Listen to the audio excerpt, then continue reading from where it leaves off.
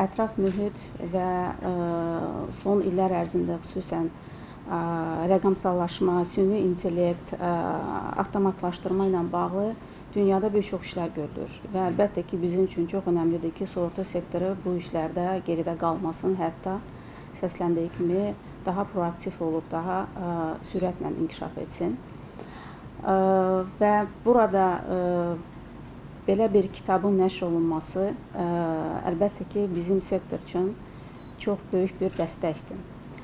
Adətən sığortaçılar, belə deyək, biz maliyyə sektoruna aid bir sektoruq və artıq 20 ildən çoxdur ki, mənim sığorta sektorunda təcrübəm var və illər boyu müşahidə etdiyim odur ki, daha çox bankçılıq, sığorta sektoru biraz onu, belə deyək, arxası ilə gələ bir sektor olub və əlbəttə ki, bizim də marağımızda odur ki, bu sektora olan marağı artıraq.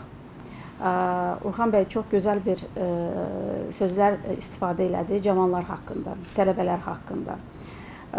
Sığorta sektoruna cavabdeh olan şəxs kimi, yəni həmkarlarım da mənimlə razılaşar, bizim məqsədimiz sadəcə o rəqəmləri böyütmək deyil. O rəqəmlərin arxasında insanlar durur.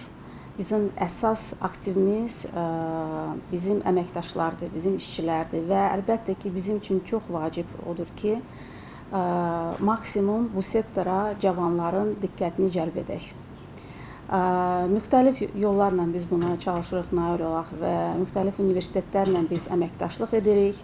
Bu sahədə müxtəlif onlar üçün treninqlər təşkil olunur və s. Amma yəqin ki, mənimlə razılaşarsınız, dərsliyin olması burada ən gözəl bir yoldur ki, o cavanları sığorta sektoruna cəlb etmək. Və bir daha da mən söyləmək istəyərdim ki, bizim üçün ilk dəfə nəşr olunan belə bir dərsliyin ərsəyə gəlməsi çox önəmlidir, çox vacibdir və bir şey də qeyd etmək istəyərdim. Bugünkü tədbirdə Azərbaycan sığorta sektorunu təmsil edən həmkarlarım mənimlədir və bu təkcə bizim əməyimiz deyil. Bu işin arxasında bizim komandalarımız durub.